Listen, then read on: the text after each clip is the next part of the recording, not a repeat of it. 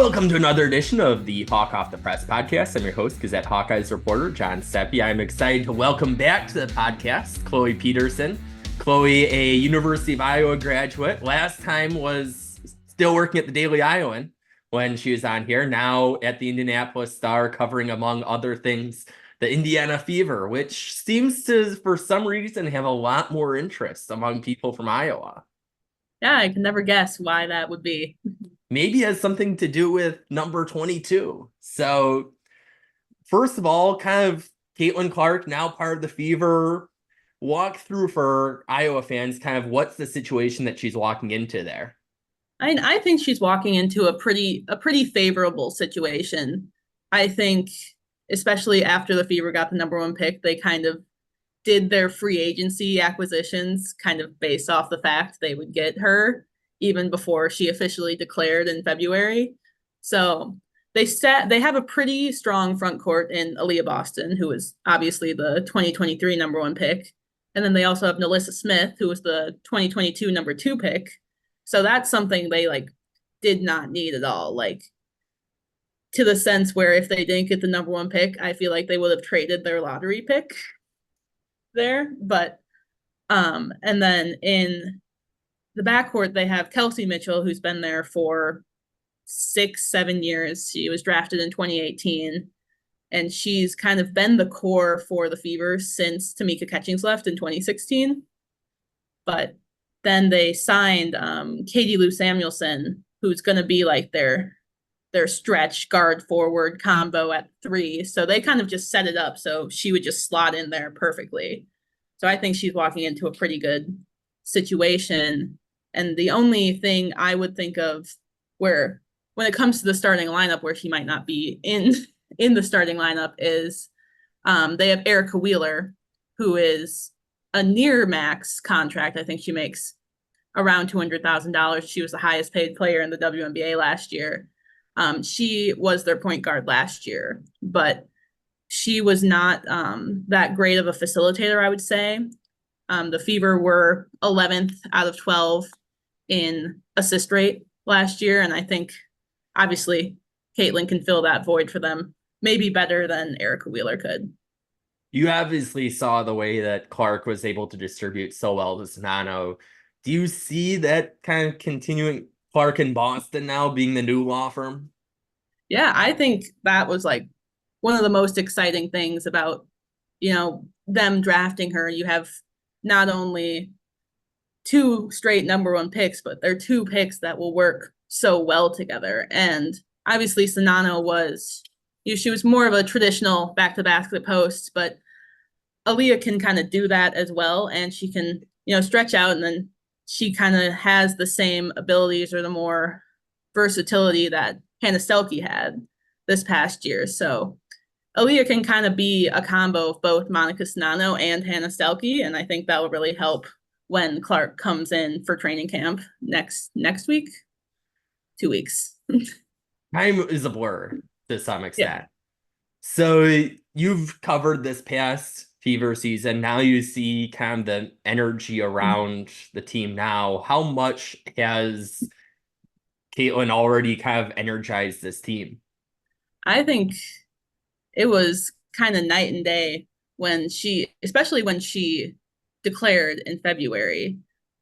Fever season ticket sales jumped up. They never released an actual number of how much they jumped up, but there was a significant spike in it.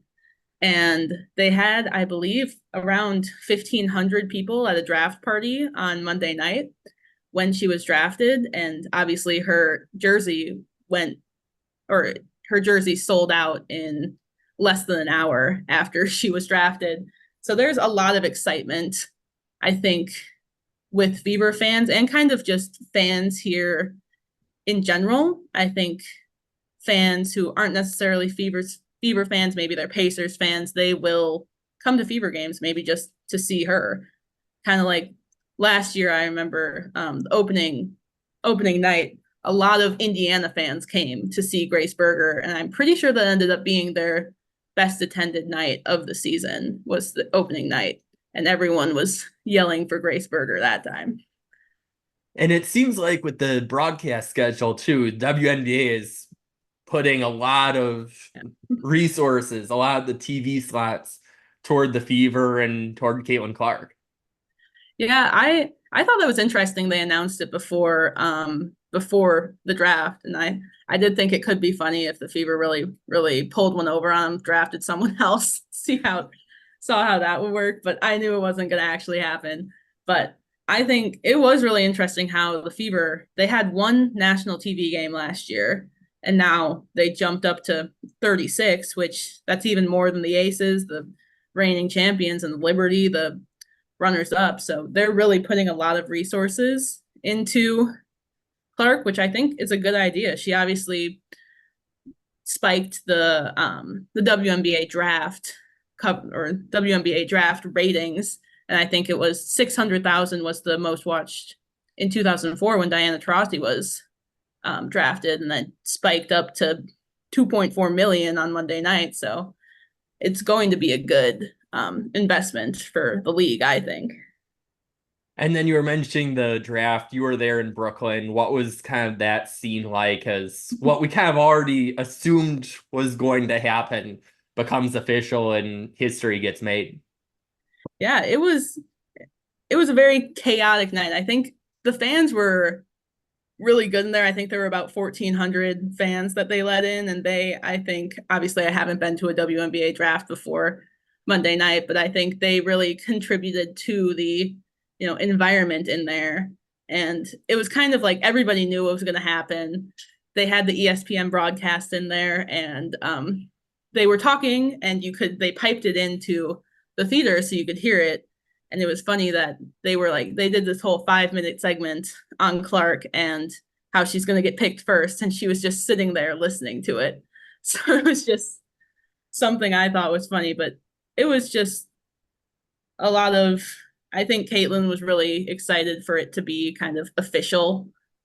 And I know from what I saw of her press conference this morning, she's excited to be able to stay in the Midwest and kind of stay relatively close to home. It's 5 hours from Iowa City and about 7 hours, 7.5 from West Des Moines. So it's a little bit far, but kind of one of the closest teams you could get other than the Lynx or the Chicago Sky.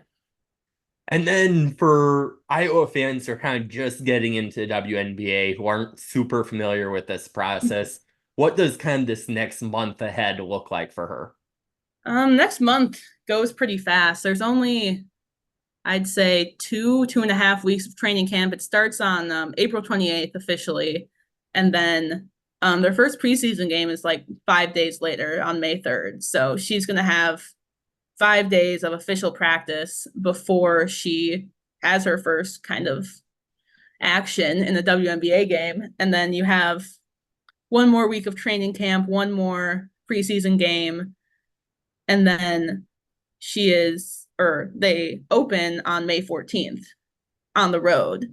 So I think that's going to be a very kind of scrunched up schedule for her, and she has to finish school as well. I know she mentioned she graduates on May 14th, but I don't think she'll be able to go to her graduation, as they're supposed to be in Connecticut that day.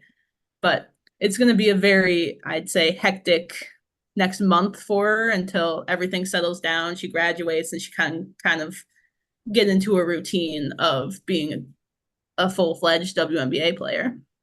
You were mentioning the roster kind of being built in anticipation of Caitlin through free agency. What's kind of the schematic process of how much schematically has what the Fever done fit Clark's game and how much has to change kind of in this whirlwind of next month? I think it kind of fits perfectly for her.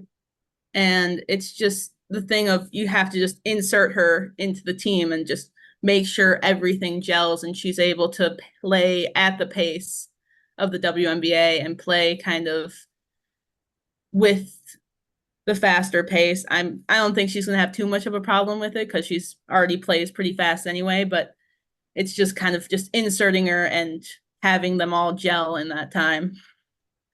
Is there like a one X factor that you think if Caitlin does this, it's going to be a really bright future or it could be a really impactful rookie season?